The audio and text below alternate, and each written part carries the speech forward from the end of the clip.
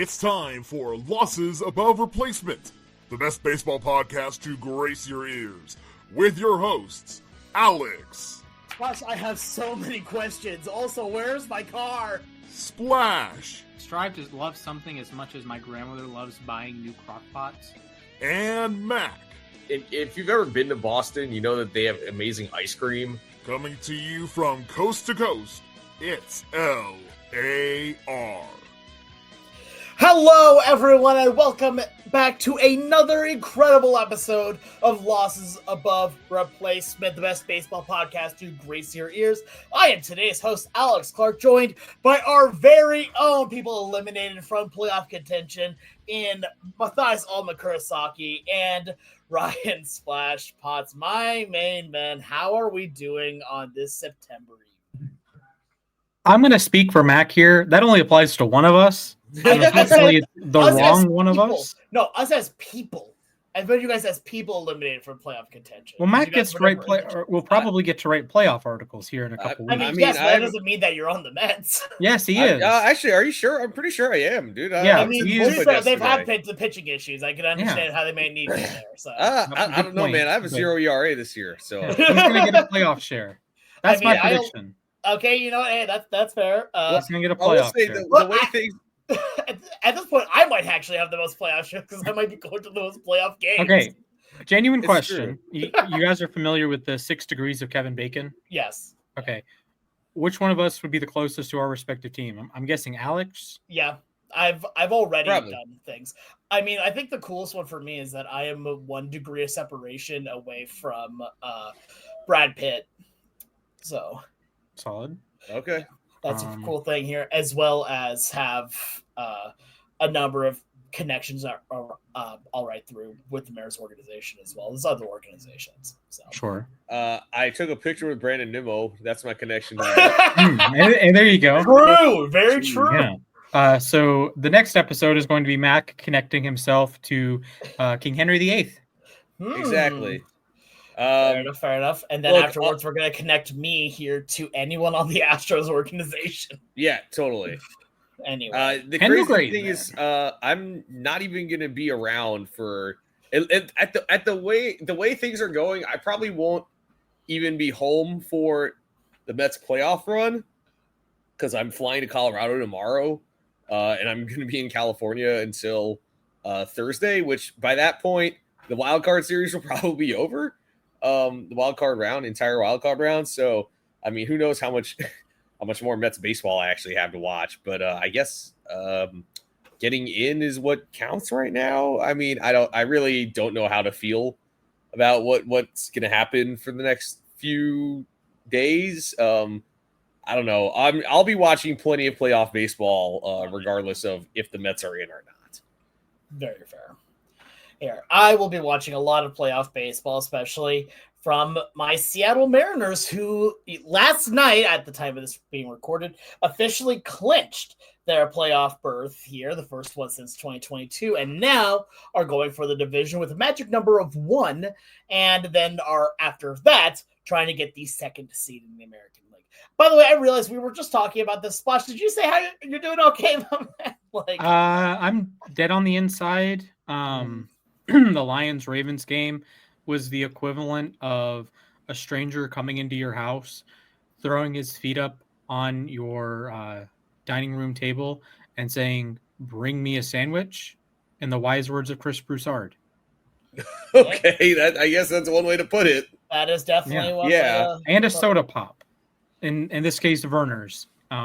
First things first, had a hilarious skit that Chris Broussard came in on a crutch with his Ravens robe on. It was all tattered.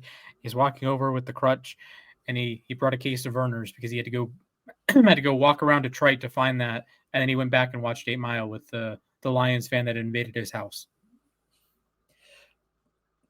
Fair enough, I guess. Check out the First Things First Twitter for a better description, or better, watch the thing.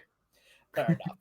All right, so with that being said here, my Seattle Mariners clinched going to the playoffs last night. And right now here, for those of you watching on YouTube, which, by the way, go ahead and subscribe to us on YouTube at Losses Above Replacement, where you can see the visual of all of our podcasts, where you can see things such as the playoff postseason picture here that we currently have.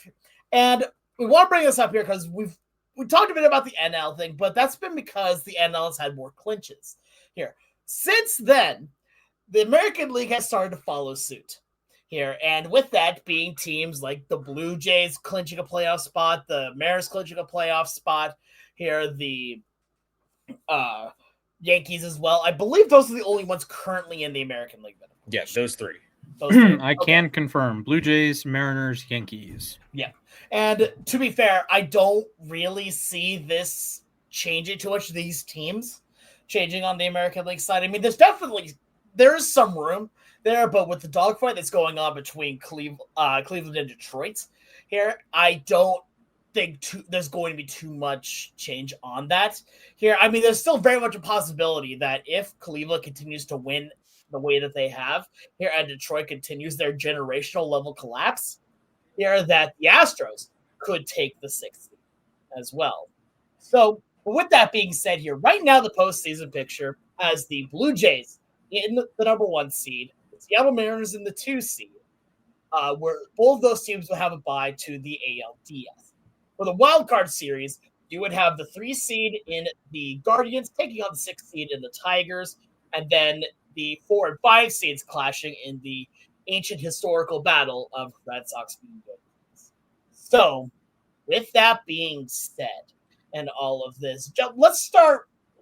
First off, the first thing I want to talk about here is the Detroit Tigers, because they have had one of the most generational collapses that we have seen here, and it is becoming now not just like possible, but actually kind of likely they could miss the playoffs.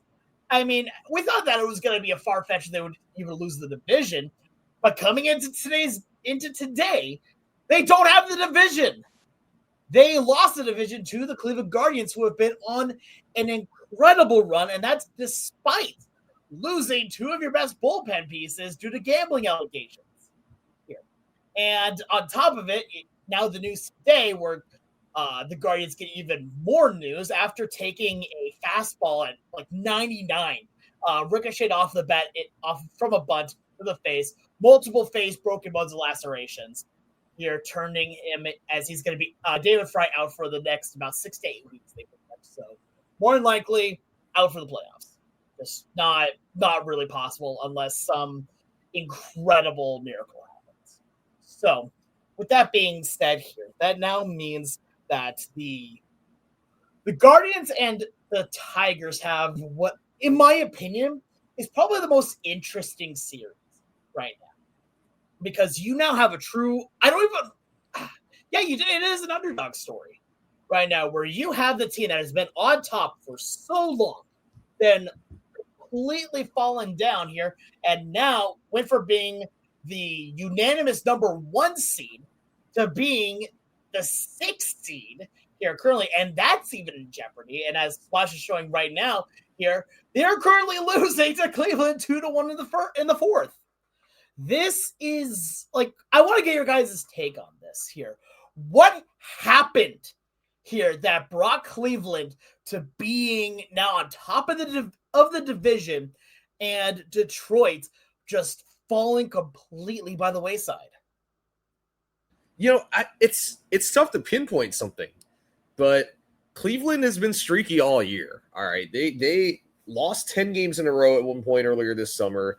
Then they went on a hot streak. I remember early to mid-August. Then they went really cold, and then all of a sudden they win 10 in a row to get back in it. And Detroit, literally, like almost nothing changed with Detroit, but their pitching staff outside of Tarek Skubal regressed heavily. I mean, it's the only way to put it. Casey Mize has not had a good second half. Jack Flaherty, frankly, hasn't been good all year. Charlie Morton had a good couple starts for them and then completely fell apart to the point where he got designated for assignment, and of course he's back on the Braves. It's just a combination of just, Cleveland getting hot, winning. They've won a lot of close games. That's the things that if you compare the two teams, just looking at the rosters, you would say Detroit is the significantly better team. But Cleveland, has a -6 run differential, but they just find ways to win ball games. And, frankly, right now, Detroit is finding ways to lose ball games. I mean, those games against the Braves over the weekend, it felt like they were literally trying to lose. I mean, being straight up, respectfully to the Braves, they're not a playoff team this year. The Tigers, you look at them, they should be able to take care of business in a 3-game series at home against a sub-500 team, and you get swept. I mean, it's really just confusing to me. And I look at what's coming next, and I have a hard time believing that the Tigers can recover from this, really. I mean, you look at the upcoming schedules, they obviously are there in the middle of the 3-game set with Cleveland. Then you go to Boston to finish the season, and that's another team that's fighting for a playoff spot. And Boston's in a pretty good position, I think. And then, Houston has been struggling. But on paper, they have by far the easiest schedule remaining. And I'm not even referring to the 2 games in Sacramento because they're not really – they're just – the A's are not a pushover. I'll say that much. The Angels, on the other hand, it feels like they're finding ways to lose too. So, honestly, we're looking at a very real chance that Houston ends up claiming that last playoff spot, and the Tigers just can't dig their way out of this. So one thing I want to bring up here before you just to add on to this a little bit, the Guardians right now have a 17-4 record so far, or 17-5 record, excuse me, in the month of September. That is absurd. That is incredible. And one thing as I'm looking at the schedule here, a lot of their wins are, like you said, they're close wins. Aside from a couple games here, one against Tampa, one against Kansas City, none of them are by more than 4 runs. Like, every other one is by 4 runs. It's like 4 or less. So they're finding ways to win close ball games. And one thing that's even more impressive about it, if a game is close, what is something that usually happens when you win close games? Your closer comes out to shut it down. What don't they have? Their closer. So now they've been doing all this without Class A. They even sold at the deadline here, and now here they are with an American League Central division potential win on their hands here. And don't get me wrong. I mean, the rest of the schedule for the Guardians isn't, the easiest thing. They play this game currently against Detroit here, another game against Detroit, and then you have 3 against the Rangers all at home, though, as well. And the Rangers also are not a pushover, but they are eliminated here. I don't think that's going to hurt it that much more, but it's going to be so interesting to watch. Splash, I do apologize I interrupted your time. I think it's as simple as this. The Tigers have lost their last 3 Tarek Skubal starts, and he is the alpha of the team. He is the star that stirs the drink, if you will. And he got hit up by the Marlins in a game he only threw 45 pitches. The next time out, he dealt. They lost to Cleveland. And then yesterday, he had allowed 1 earned run, but had a cataclysmic 6th inning with a wild pitch and an error and a balk. And it was a mess, and you allow 3 unearned runs, and you lose there. And that is the best player in your team. I don't want to say laying an egg because he pitched okay the second game, but he didn't pitch well against Miami. Miami is not making the playoffs. And he pitched okay yesterday, but gave it away with fielding miscues. So it's hard if you're a team like Detroit that has the one superstar in Skubal, the best pitcher in the world sometimes, the best lefty in the world certainly, and Riley Green's fine. You have a couple other maybe all-star level players, and beyond that, it's a lot of do the little things right, base running, fielding, clutch hitting, things like that. Well, when your ace isn't an ace, you're going to have problems. And this is Cleveland themselves have run into this issue in the past when their aces didn't pitch like aces. And they have Jose Ramirez to balance everything out. But when the rest of the lineup doesn't hit, it doesn't matter. You're going to have a struggle of a season. And the bullpen has fallen. Like early on in the season, it was dominant. Now you're lucky if you can get 3 outs without allowing a run, it feels like. And Cleveland dealt with some of the same things before they had last year, and they had a masterclass season with Gaddis and Clase and co. And the Tigers from last year making the playoffs with a 1% chance to make it as of August 12th to this year, not certain to blow it because the Astros have a hand in it, but blowing the division for sure. They were up 15 and a half games. That is ridiculous. And yes, Cleveland won the season series, but it's not a 13-0 season series, right? So, and it's not even like a 2022 Mets Braves situation that the Braves played like a 150 win pace for 3 months, right? Cleveland was just a fine baseball team. Detroit fell off a cliff, and Cleveland took advantage here in September, 17-5 so far this month, looking at 18-5 right now. And like when your stars don't play like stars, and you don't have stars around the stars, when your A-level players, your B-level players, and your C-level players are scuffling, that's when you have problems. Yeah, and really, this is, like you said, it's not at all like 2022 with the Mets and Braves, because that was two good teams playing. It's not like the Mets necessarily played poorly. They did the sweep at home against the Cubs hurt, obviously, but they had a 15-11 month in September. The Braves just did not lose at all. It felt it's worse than 2007, I would say too. All right, they're very similar. Okay. 2007, I hate to recall this, but the Mets went 5-12 the last 17 games, and the Phillies went 13-4. And like you could say, like, all right, yeah, the stars didn't come through. Well, I mean, David Wright that year finished the year on a 17-game hitting streak. But it really is it does come down to the bullpen in a lot of ways. And I want to point to a couple of guys. Kyle Finnegan was a big pickup at the trade deadline, and he was on a roll when they got him, and then he got hurt. So losing him for a couple weeks even was big. Will Vest was their closer most of the year, and he had a 2.3 ERA in the first half, and it's 4.76 in the second half, but it's 6.43 in September. That is just that when you're relying so heavily on your bullpen, because really beyond Tarek Skubal, they haven't been getting a lot of length out of their starters. When you're relying heavily on your bullpen, it doesn't matter who gets called upon. Someone has to step up, and it feels like nobody other than Finnegan has stepped up this year. So I mean, it's just they're not executing at all. There's a reason they're 5-14 this month, and frankly, like I said, I'm having a hard time believing that they can come out of this. They're finishing the season against Boston, another team fighting for a playoff spot. It's not like, they finished the season like Cleveland. I mean, look, Texas got hot, but Texas is now out of the playoff race. They're not playing for anything. Wyatt Langford just went on the IL. Cleveland gets to face Texas. Detroit gets to face Boston. Detroit's in a lot of trouble here. And I remember someone, I forget who it was in The Athletic that wrote, I think it was Ken Rosenthal talking about how Detroit could be in for a reckoning if they miss the playoffs. Yeah.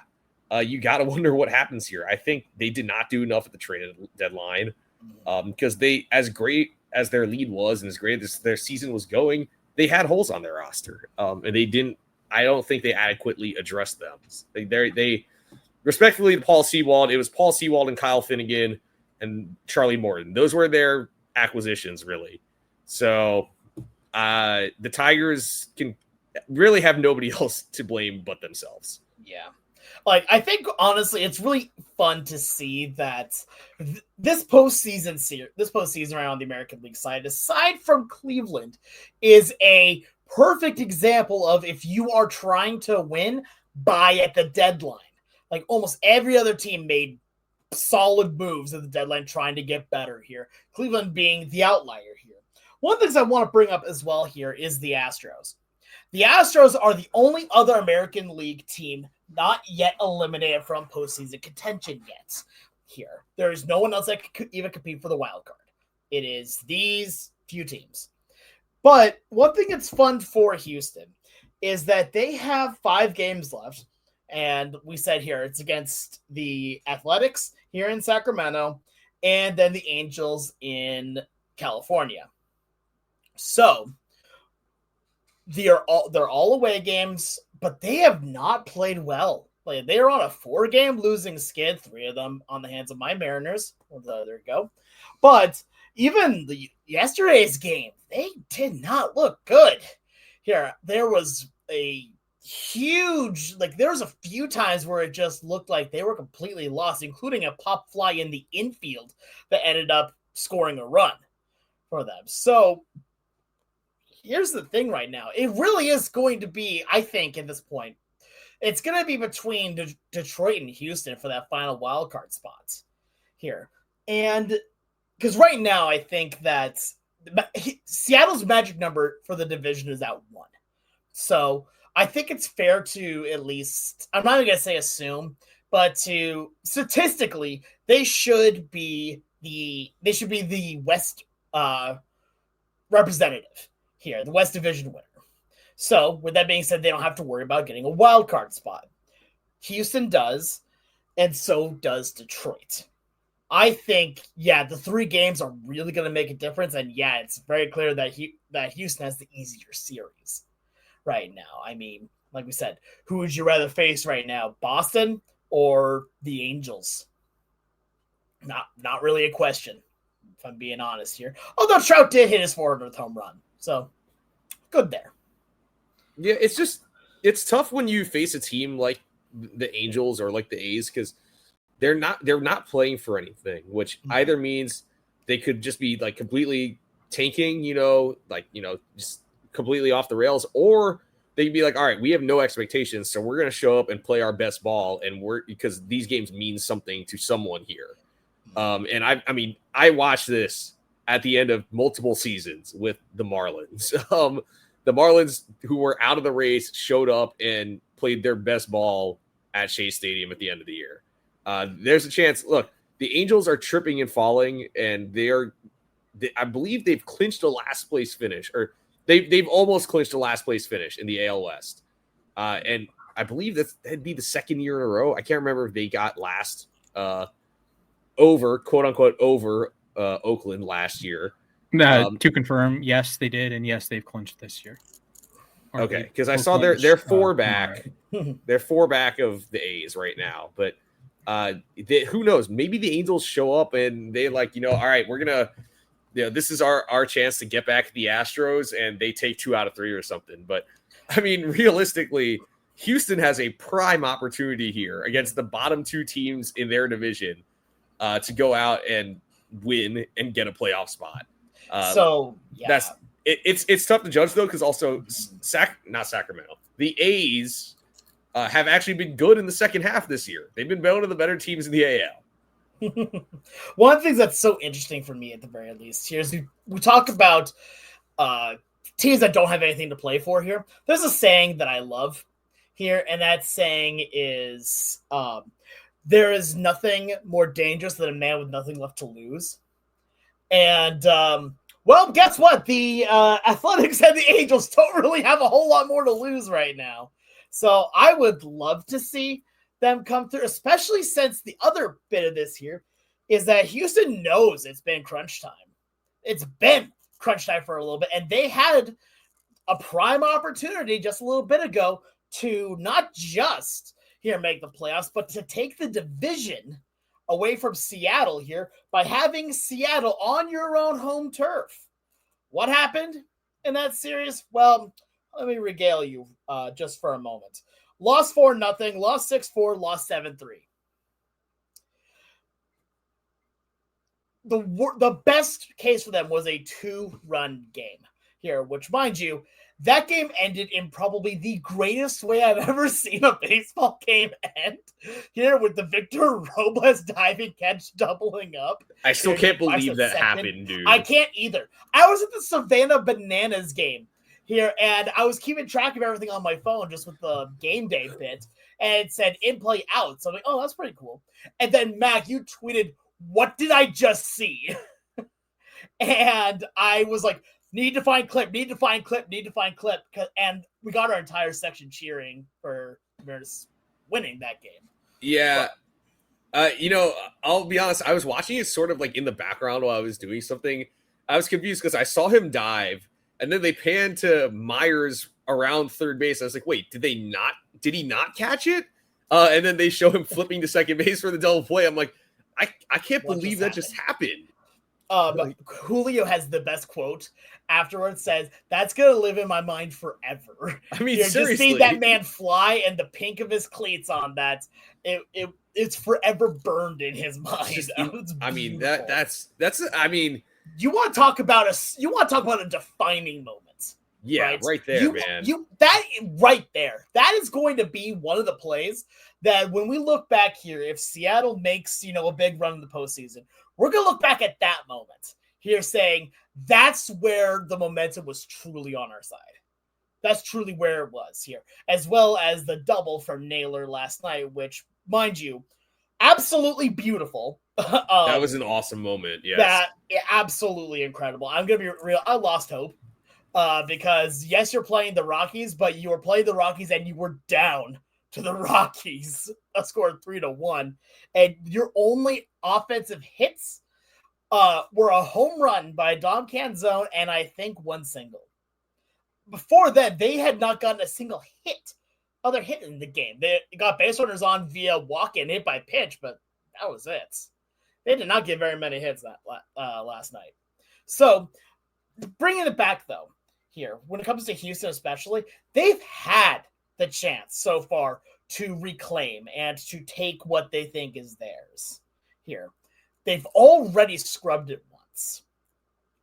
I'm not saying it's going to happen again here because I have learned, as much as I may not be a fan of Houston here, I have learned not to bet against them. They could pull out some of the most incredible trickery and come from behind, like prowess that I've ever seen. So, with that being said, though, I do think that Detroit is going to actually make it here. I trust them. I trust them a bit more for the sole purpose of I've seen the Astros, what they have looked like over the last week, and they have not looked like a solid baseball team. It's really, because I want to talk about the AL East too, because that's also kind of a mess where it looks like, so it to me at this point, and I know Red Sox fans are hesitant here because they went through 2011 where, they was it 9.5 game lead going into September, but I feel like the Sox are safe. I think obviously the Yankees and Blue Jays have clinched, but we're looking at a situation right now where the Red Sox are beating the Blue Jays tonight. If the Yankees are beating the White Sox, if the Yankees win, they are even with Toronto in the AL East. Granted, Toronto still has the tiebreaker, but Boston's also not too far behind. Boston also has the tiebreaker over New York. But and again, it's one of those things where you don't know who's going to get that bye because that could be a big difference there. Absolutely. The Yankees look like they're kind of heating up at the right time. The Blue Jays are in a tailspin. I mean, they lost the last two to Tampa Bay. They lost the first two to Kansas City, and it looks like they're going to lose the first two to Boston. That's another team that's tripping and falling, and frankly, I can't see Toronto going all that far. So it's the AL East is a mess, but it just happens that two teams have clinched a playoff spot. And realistically, with how Boston's playing, again, Boston versus Detroit, anything can happen, but I have a lot more confidence that Boston can get a playoff spot as opposed to Detroit and Houston, which it feels like they're just like racing to the bottom right now. Which is so weird again to say at this point right now that you're racing to the bottom for a playoff spot. Yeah, well, I mean, when you keep losing, that's what happens. I guess so. Yeah. I think this is when I point out maybe a team like the A's, who's 7-3 in their last 10, should make the playoffs instead of the Astros. I mean, know. The Okay A's, if we go by the first half, second half systems like they do in the minors, I mean, the A's would have a playoff spot if I'm not mistaken. Yeah, my glorious. I'd like to see the A's in over Houston. Yeah, I mean, the A's are nice, dude. A's Braves World Series, right? The A's? No, we're gonna see a Mariners and Brewers World Series. Oh, that's disappointing. I don't know if that's. I don't know, man. That's the power of friendship and chaos coming together. pancakes. Beautiful. Stop. No, I refuse. I'm also the host of the show. I do want to touch on the Tigers one more time. Yeah. For those on YouTube, I'm popping up the 2009 season where the Tigers blew a Oh 7-game God, I remember this. They go up 7. They go to bed September 6th. They're up 7 games on the Twins. They drop multiple games. They lose 6 games in a row. Lose 2 games in the division. Win a game. Rick Porcello, future Cy Young winner, by the way. Win a game on a walk-off. Then lose a game. Win, lose 2 games to the Twins. Now it's a 2-game lead. You blew a 5-game lead in 13 days. Now you answer back. You beat the Twins. You sweep Cleveland at the time. You're rocking and rolling. Then you lose to Jake Peavy. And you lose again to Chicago. Hey, then you take 2 out of 3 from the Twins. Or, sorry, you take, 2 out of the first 3 from the Twins. You're vibing. And then you lose to the Twins. 2-game lead. You lose to the White Sox. You lose to the White Sox again. You win on the last day to force a game 163. And, folks, this is what happens in game 163. One of the more underrated games, I feel like, of the 21st century. Absolutely. I was locked in for that game. There. You're up 3-1 or 3-0 in the third inning. Blow the lead. You're up 4-3 or sorry, 5-4 in the 10th. All you need is 3 outs. You can't get those 3 outs and pour Fernando Rodney in to pitch 3 innings. That's a decision. Yeah, one of the decisions of all time. Look, and I remember the thing, like you were just popping up there, the 09 Tigers. That series lost the White Sox at the end. But also, you lost 5 of 6 to the last place Royals. Like that's. Yeah. I mean, that right there is like, that 7-game lead is great, but if you can't beat the weaker teams in the division, I remember that was part of the Mets collapse in 07. They got swept by the Nationals at home. Remember, before the Nationals were like a premier team in the National League, they were like, it was just before they even drafted Strasburg. I believe they drafted Ross Detweiler that year. Like it was one of those like bang up Nationals teams that just like took it to them at Shea Stadium. And it feels like, it's kind of what the Tigers are going through. But I will say Detroit, I remember someone alluded to this back right after the trade deadline about why Cleveland didn't do a full hard sell, is that they had a much easier finishing schedule compared to Detroit. Detroit has had to face some legitimate teams over the last couple of months. So then my question at that point then becomes, why did you sell to begin with? Well, I will say good about it. You know, again, I feel like the only real piece that they sold was Bieber. And Bieber was a guy who hadn't pitched all year and pitched 1 game last year, I'm pretty sure. Or he pitched like a couple games last year. But I can't even say that they really sold. Did they also lose Santana too? But that was on Santana. That was a waiver wire thing. Yeah. But they still put him on the waiver wire. Yeah. So it was Santana and Bieber. But again, they held on to Stephen Kwan, which seemed like the guy that everyone wanted from there. They held on to Cade Smith. They held on to Hunter Gaddis. Like they didn't trade any of their other like big pieces other than Bieber.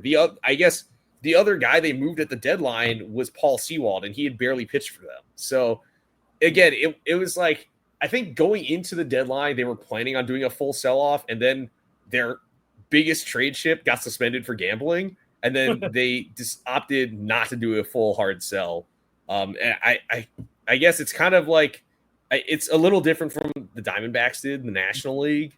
But it's one of those things where it was like, all right, we're not going to buy because we're probably not good enough to like go for it, but we're good enough to maybe sneak into the wild card. So I think that was what they were going for. That's fair. One thing I do want to bring, we talk about the collapse here. This is a tweet from Jeff Passan here, just to kind of hammer it home a little bit more. August 25th, Detroit holds a 12.5 game lead over Cleveland. September 23rd, the Guardians beat the Tigers to tie them atop the American League Central and now own the tiebreaker too. They now own a 3-1 lead in the bottom of the 5th of this game. That's not part of the tweet. That's just part of the screen. One of the greatest surges and collapses we've ever seen, all over the course of less than a month. That's what's so interesting here to me, is that we talked about the other collapse here from Detroit, right? Where it was over, 13 days, losing 5 games, right? This was a 13.5 12 and a half game lead over less than a month here. Like, I don't even really know how to fully put it into perspective here, because legitimately that feels like you would have to nearly lose out here almost a full bit of the month, and the team that's catching up on you would have to win out here with only a couple different changes within there. So I hope it puts at least a little bit of what's going on in perspective for everyone listening here, because this race has been insane, where right now we have seen both Detroit and, to a lesser degree, Houston really just throw away everything they had here. They were in control of everything, and then whether it be Cleveland coming on with the power of friendship and positivity, or the Mariners with the power of mustaches and the Etsy witch here, we have seen teams come through and overtake someone that was thought to be the slam dunk here division winners. So with that being said here, especially with, again, like we're saying here, make sure you tune in on YouTube here, a 3-1 lead here currently for Cleveland, because they have the same record of 85-72, but Cleveland holds the tiebreaker, and it looks like they're about ready to extend it. That's the thing is also, I will say it's a tough draw facing Cleveland 6 times in a 9-game span the last 2 weeks of the season. But again, going into last week, Detroit was leading the season series. And goodness, what has happened? The thing is also, you still have a 6.5 game lead with 12 games to go. And somehow that lead has completely evaporated. What happens when a team gets really hot and a team gets really not? And that's what happens when you bring in this guy. Try to guess the Baseball Reference page, will you? Oh, Lord. He had a 7 ERA with the Tigers. He was one of their trade deadline acquisitions. Oh. He's no longer on the Tigers. The Braves knocked him out of the game early on last series. Any guesses? I mean, I know who it is. World Series champion. It is Charlie Morton. It's Charlie Morton, yeah. Who is now back on the Braves, and I bet will pitch 1 game and retire. Yes. I wouldn't be mad about that. You can cut to a clip of us doing our live trade deadline reaction.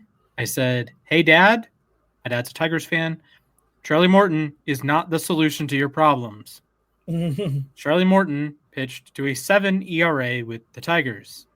He allowed more hits than innings pitched. It's very bad. It wasn't even good with the Orioles. He allowed more hits than innings pitched with the Orioles. Granted, those Orioles numbers are skewed by a dreadful first 8 starts. Fair. So I felt like those numbers were skewed to the point where I was like, all right, maybe you can get Charlie Morton and get some decent enough innings out of him. And look, the first few starts weren't that bad. Just the last few starts, it was like you might as well just throw batting practice, man. Hey, he was striking out 10.8 per 9, but he was allowing many hits to that 10.8 per 9. Whoopsie daisies. That 10.8 per 9 was only a strikeout percentage of 25%. So. That's rough. Yikes. Yeah. So, all right. Charlie, shout out to a great career. Yeah. Let us know what you guys feel. Let us know what you guys feel about the playoff picture. Do you think that the Astros are going to overtake the Tigers for the 6th seed? Do you think that the Mariners somehow are going to fall out of it? Do you think the Blue Jays will not be the number 1 seed here going into the playoff section? Let us know here on Twitter at LAR_baseball. Splash, what's up? I will say, if there was ever a team to unclinch a playoff berth, it would be the Seattle Mariners. I mean, unclinch is, I don't know if that's humanly possible. But I don't know either. I don't know if that's a word either. I don't know how it would be if they had. I don't know if they had a COVID epidemic and couldn't play and got replaced by the Astros. I don't know. But legitimately, if that happened, the podcast would no longer be. I would find a way to just delete everything here and go full nuclear. Oh my. Anyway, regardless, with all that being I do think the Astros catch the Tigers, and I think it won't necessarily be Seattle versus Houston first round, but we could see a Seattle versus Houston playoff series. Here's the thing. I would not be that mad about that here, but honestly, I would love to see Cleveland v Seattle in the first round, because I also want to see my boy Kyle Manzardo play. Fair. By Here, far the and then- funniest outcome would be a Cleveland-Detroit wildcard series. Like Cleveland does all this like 15.5 game back nonsense. Oh yeah, And then that- Detroit the just face. beats them in the first round. Yeah, in the that'd playoffs. be crazy. honestly, that would be so anticlimactic. It's like, Gosh. oh, hey, you took a 15.5 game lead from us. Cool beans. Tarek Skubal, Jack Flaherty, you're out. 2 strikes and you're out. All right. Well, speaking of 2 strikes, here, some big baseball news came out here just the other day that we have, I think all of us have been waiting for. We knew that it was going to happen at some points, and it looks like the future is now as ABS, the automatic ball strike challenging system, will be in the major leagues full time next season. Like, this is huge, right? I think we all knew that this was coming, but I don't know if we fully thought it was actually going to happen in 2026 here. Because, again, for those of you that do not know here, which if you're listening to this podcast and don't know what the ABS system is, how, but also, hey, thanks for joining in. But the ABS system here is basically where the pitcher will throw the pitch, umpire will make the call, and then either the catcher, batter, or pitcher don't like it, they will tap their head to challenge the call here. And when you get a successful challenge, it's kept. If you get it wrong, you lose the challenge, you have 2. This has been used in the minor leagues now for, I believe, now 2 years. 2 or so years. And was actually most recently used here in spring training here for Major League players. So And in the All-Star game. And in the All-Star game, thank you. Yeah, where they got to do it firsthand here. And honestly, I thought it was fantastic. Like, when I first was hearing the idea, I was actually kind of against it because one of the things that is so valuable to me at the very least here, one thing that's actually not valuable to me. One of the main things as an umpire here is that you cannot challenge balls and strikes. If you argue balls and strikes with me, you're automatically wrong, and I will toss you eventually if you keep chirping. But this is a way how we could kind of circumvent that a little bit, because you're not just outright saying, hey, what the heck was that? I want you to get help on that. Here. No, you do. Tap of the head, tap is like, and you do, that does the challenge there. The one thing to make a big note of that really makes me love it, coaches cannot challenge. I love that. It has to be the players. It has to be the pitcher, catcher, or batter, and it has to be done within a couple of seconds. You don't get like a long time to deliberate it, like you see with other challenges, like challenging plays. Here, I'm fully for this. I think that this has been a long time coming here, and I am so about it because it does, as much as the baseball purists might hate it, I think that this helps the game a lot more because you now officially can say here overall, like, all right, we are doing more to keep the game played at the highest level while eliminating some but not all of the human element, because I think the human element is important. Yeah, I very much think that, especially when it comes to officiating. But getting rid of at least a little bit of it, and you can only use it a certain number of times here, it doesn't add almost any actual time to the ball game, and you just have to now, so you have to know when to use them here. So like, you could do them all in the first inning if you feel like, but now you're going to be bottom of the ninth here, and that pitch that was 5 feet outside gets called a strike, and you can't challenge it. You just lost the ball game. I think it's going to be great. Swatch, I'm going to go to you on this one first here. What are your thoughts on the ABS system being used in 2026? Yeah, I'm fascinated to see what players do the best with it. My gut would say, Juan Soto and the the guys that walk a lot. The Aaron Judge might hold your horses. Aaron Judge might be even better with this because he can challenge all of those fugazi strikes at the bottom of the strike zone because he's 7 feet tall. I think we've just broken baseball, actually. Aaron Judge, our glorious MVP, is going to be even better next year when he draws 500 walks. But regardless. Wait, Riley's going to draw 500 walks next year? Alex, do I need to remind you of your preseason American League MVP pick?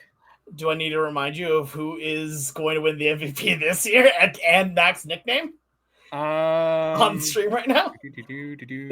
One moment. Beep, beep, beep, beep, beep, beep. No, you don't get you. You don't get. Come on, man. Okay. Okay. But in all sincerity, I got you. Don't worry, I got you. Yeah, I like the gamesmanship aspect of this. The when do you call it, right? Is it worth, using it in the third inning, right? On a close call. Obviously, if it's there's some weird pitches all the time, like right down the middle or a foot off the plate. Okay, those. But even then, do you risk those? Do batters trust themselves? And even team to team, who can challenge? I know the Reds in preseason, in spring training, Terry Francona said, if you're on the big league club, you are not allowed to challenge because you cannot, you can't, like, you're going to be in the big leagues. But if you're in the minors, yeah, go on ahead because you'll be playing with all year. Our team's going to say, hey, Mets, Soto can challenge, Alonso can challenge, Lindor can challenge, Luis Angel Acuna, if you challenge, you're going to AAA. Mark Vientos, if you challenge, you're going to AAA, right? If you're some bozo rookie, you get thrown out, right? Or you get substituted out, right? If you're like the Dodgers, right? Kershaw's not going to be around, but hypothetically, Kershaw's pitching. He can challenge anything he wants, but if it's Roki Sasaki, Dave Roberts is going to throw a fit. I don't know. Maybe that's the dynamic, and that'll be different from team to team. Is it going to be more pitcher-oriented or more batter-oriented or more catcher-oriented? I would guess, my instinct would say that some pitchers are going to get it wrong early on in the season. Teams are going to say, pitcher, you are biased, stop. And you have like parallax error, so stop and let the catcher do it. And maybe this is something we add into WAR or Baseball Savant, and like instead of a blocks above average or a framing runs above average, it's a challenges above average. Even in managers now in Major League Baseball, Foolish Baseball made a fascinating video about the Royals video assistant that is just like nails with the challenges. NFL head coaches have a challenge record. I think you can go on Pro Football Reference, Baseball Reference, and find these for your challenge record.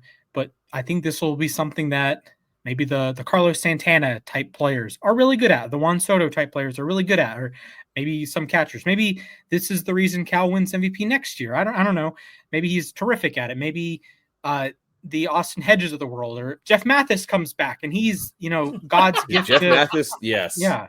He can't hit, but oh boy, he'll save you all the strikes. So I'm fascinated to see that statistical change. I'm fascinated to see how it's deployed from team to team. Like, who's allowed to challenge, or is our team's going to have limits? Or is it just going to be, if you think it's wrong, you can challenge, because it is like, obviously the manager can't have a say, but the manager can tell his players before the game, hey, only a couple of you can challenge, or hey, only challenge when it's a high leverage, like a 2-strike or a 3-ball count. Like, don't waste your challenges unless it's the difference between you striking out or you getting on base. So I think I would guess MLB teams are going to skew very conservatively to start. And I wouldn't imagine there's too many challenges until late on in games, other than maybe the occasional egregious challenge early on. Sometimes, like in the NFL, you'll have first half challenges or obvious drops or obvious catches that it's just a fait accompli. Okay, ref, you missed it, but you get a second chance to get it right. I don't think we're going to be seeing a lot of wasted challenges early on, unless pitchers are doing it. And then I think pitchers are going to have the lowest success rate of the three. Yeah, I think catchers are going to have. I was going to say catchers. I bet are going to be great at this. Yeah, I mean, seriously. I mean, we saw, like, going back into spring training. Like, again, I'm going to use Cal Raleigh because that's the games I was able to watch the most. Cal during spring training was very good at using the ABS system, and in the All-Star game was able to get Tariq Skubal a strikeout here using the ABS system. So I think that right now, I'm actually fully on board with you, Splash, on this. I think that what's going to happen, just saw what Splash changed his name to. Beautiful. Regardless, I think it's going to turn into here where teams are going to be like, only certain people can challenge unless it is egregious. And if you challenge something and you're not one of these people, you better be ready for the consequence if you're wrong. here. Like, you better be ready for what's going to happen afterwards. And coaches are going to have to really work with that. Here, you're going to have to really learn what the strike zone is. Oh no, whatever will we do with players learning what the strike zone is? So with all that, I'm so for it, and I 100% agree. Also, that this could definitely be a stat going forward that could account for in things such as war. Yeah, and also, like you were saying earlier, Alex, I mean, these challenges are going to take like 5 seconds. And Exactly. they have to be done instantly. You can't look to the dugout. And, it really does not, like, it's not going to be, when you're reviewing safe or out or something like that, where it's a long, drawn-out review.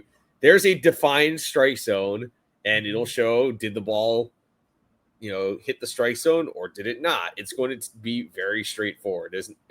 I understand the whole argument about the human element, and there will still be a human element because, you're not going to challenge every pitch of every game. But I think overall this is good for the game. It'll save people a lot of anguish, really. And I think it's going to be a better product going forward. I mean, the number one thing it feels like everyone has complained about, baseball fans are ball strikes from the umpires. So this is a step in the right direction for MLB. So one thing I want to bring up to you guys here is when the replay reviews here, where the challenges came out for the first time, we talked about moments here where it would have been really nice to have them. The first one that came to my mind, of course, was the unperfect game from Andres Galarraga. My God, I wish, yeah. The first thing that comes to my mind, I really hope you guys at least are with me on this at least a little bit here, it was 12 years ago. And this was, I think, just a random game here, but Joe Nathan was pitching for Oh my God, yes. and a pitch in the dirt that was called a strike, and everyone's like, what did I just see here? And even Joe was like, how does that work? That was his 300th career save also. Was that really? On that, yes. Even better. Oh my gosh, that is absolutely legendary. I think that was against Ben Zobrist, if I remember. It was. Yes. Ben Zobrist. World Series MVP Ben Zobrist. World Series MVP Ben Correct. Zobrist. So, Also, fellas, Derby X participant. I did not need to know that information. I did not need to know that Ben Zobrist was in a home run derby. No, Home Run Derby X, the thing that's like for retired players. Okay. That thing, Okay. That makes a lot more sense. My bad. Yeah. Fellas, I want a prediction. Yeah. How soon do we get a challenges above average on a Baseball Savant page? Next We year. have framing, I'd we say have throwing, we have middle of next blocking. season. I think, Yeah. honestly, it's probably going to happen during spring training. Like, they're Okay. going to Yeah, have I could see that. working it. Yeah. Okay.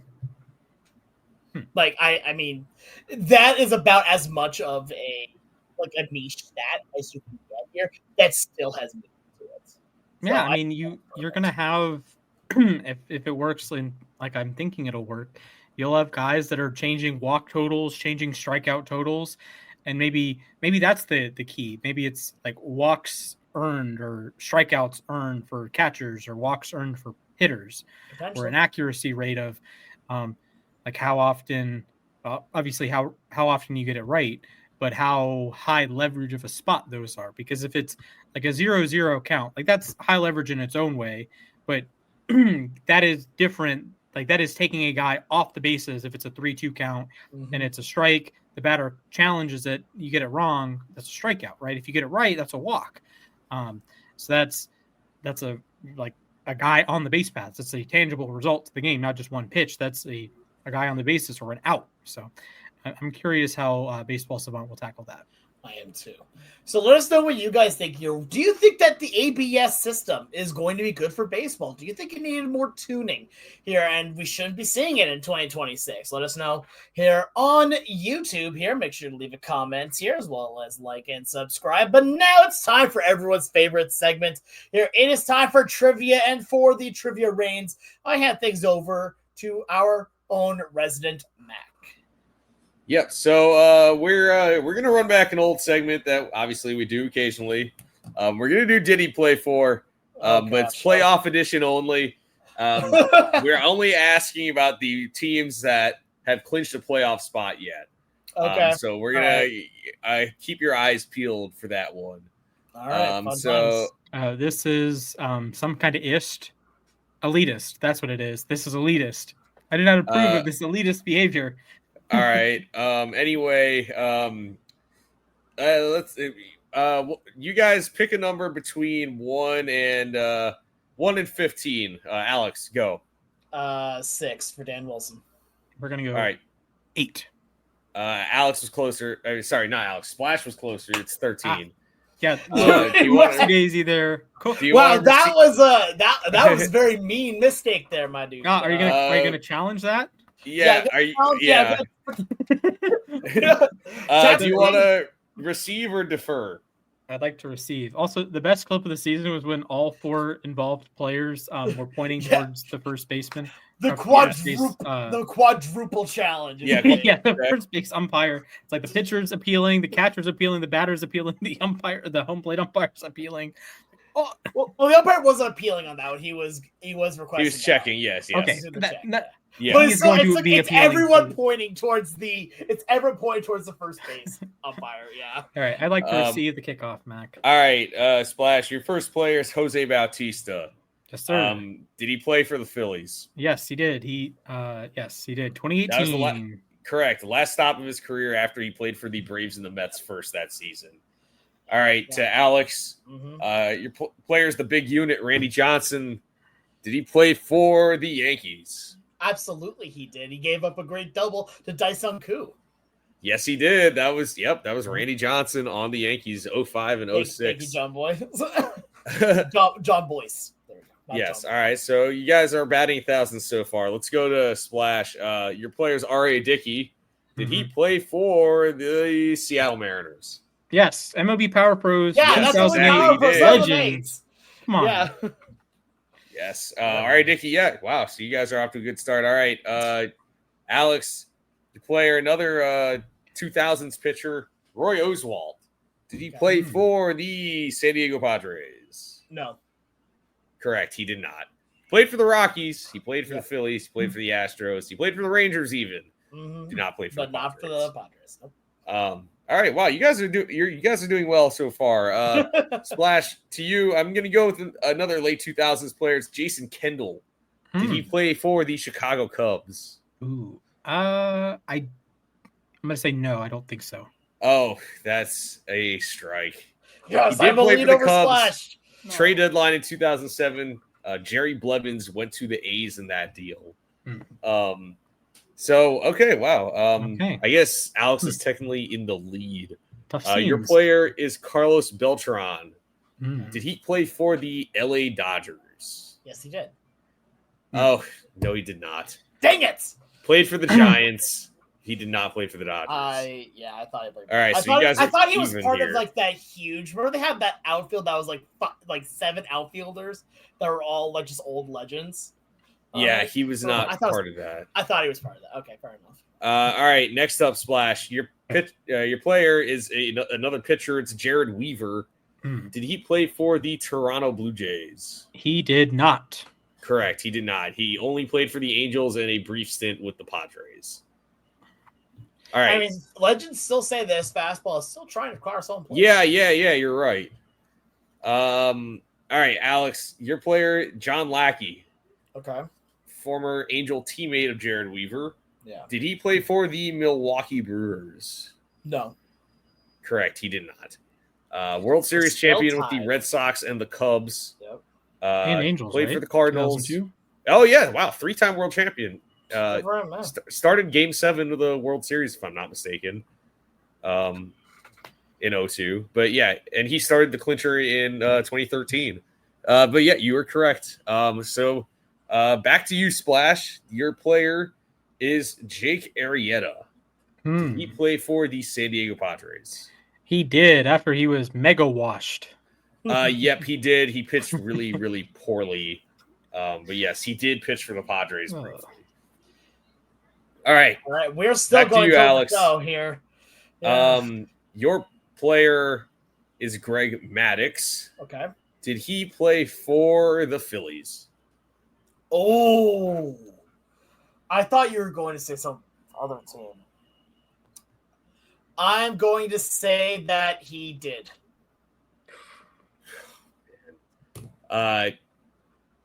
Greg Max did not play for the Phillies. Dang it! Ah! He played for the Cubs. He played for the Braves. Play for the Padres, I Dodgers. know. Played for the Cubs again. Played for the Padres, yes. Played for the Dodgers again. Did not play for the Phillies. Yeah, I mean, honestly, I just know that he went to a bunch of different teams. I'm like, all right, maybe the Phillies were one of them. All right, so this is Splash the was last one lead. Yeah, last player available for all the marbles here, Splash. Going with another late 2000s type of guy. Jim Edmonds is your player. Ooh. Did he play for the Milwaukee Brewers?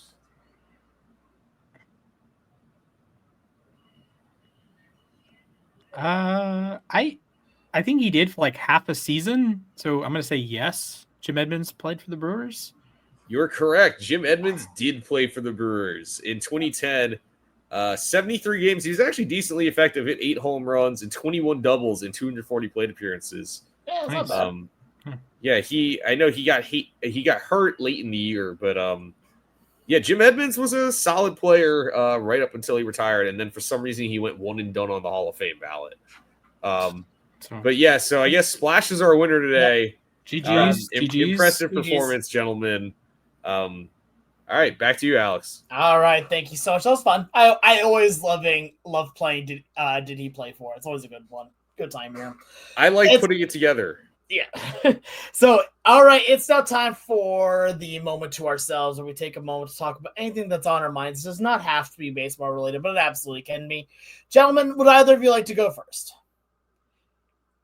All right, Splash, you're going first. I'll count you down. Sure. Your time begins in 3, 2, 1, begin. Ravens.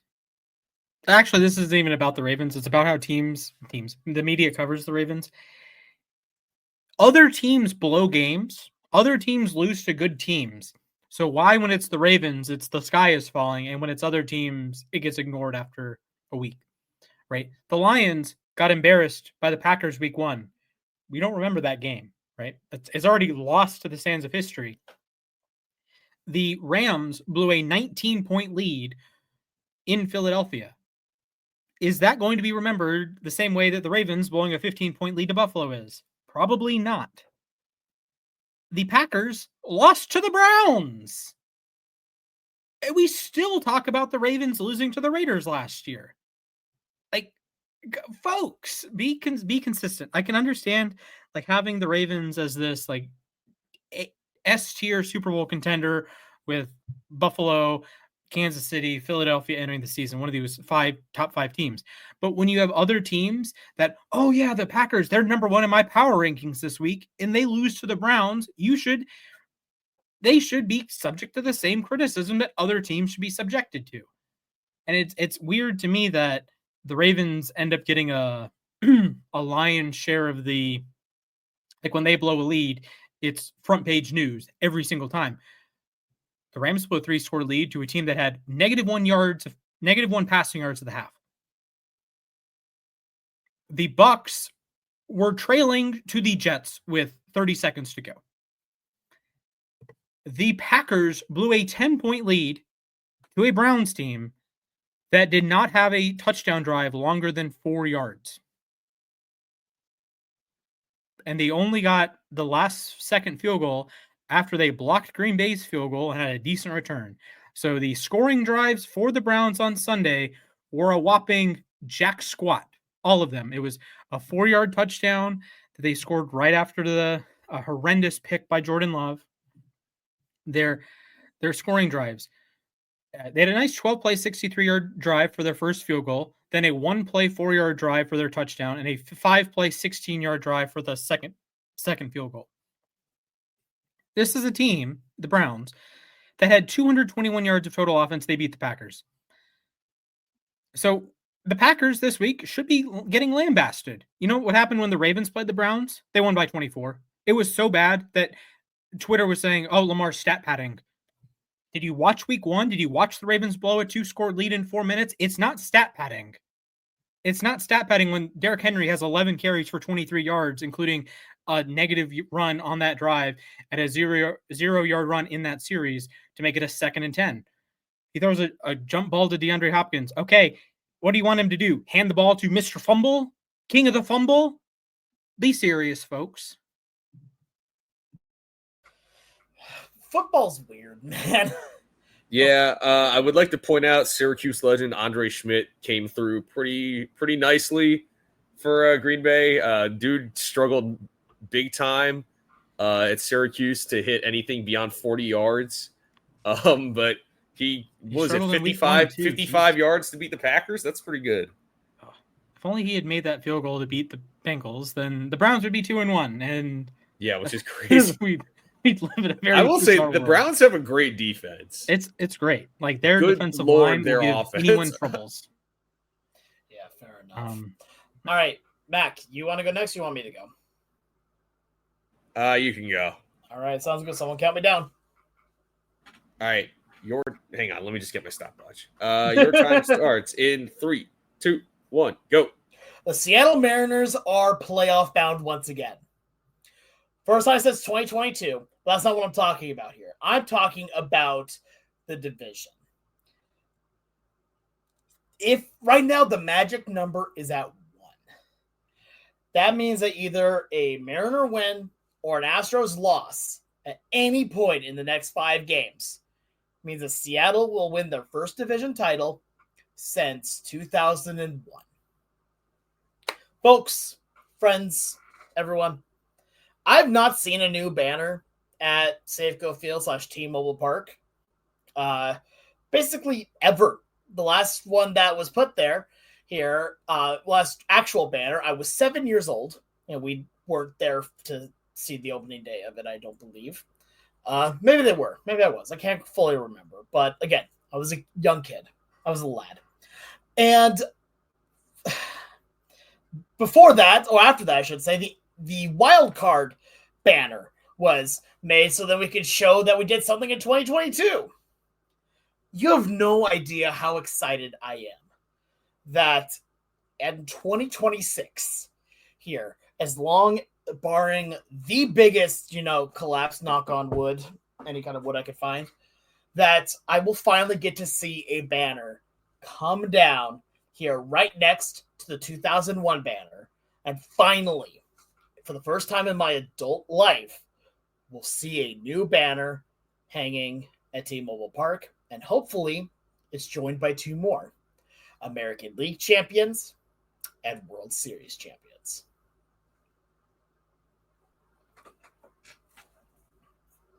Oh. There we go. Yeah, it would be their first title in 24 years. Like that's the number seems fairly significant. Yeah. Now that I think about it. Yeah, shorter than the Marlins and Rockies. So you have that going for you. It could be worse. True. Fair enough. Yeah. All right, Mac, you ready? Yeah, sure. All right, your time begins in 3, 2, 1, begin. Yeah, I was planning on talking about the Mets, but I won't. Just going to say, sucks that Steven Jelly got hurt this weekend, but Syracuse got their first ever win at Death Valley. So to all those who got Clemson at minus 17.5, nice job. You can blame the lightning delay. You can blame everyone leaving.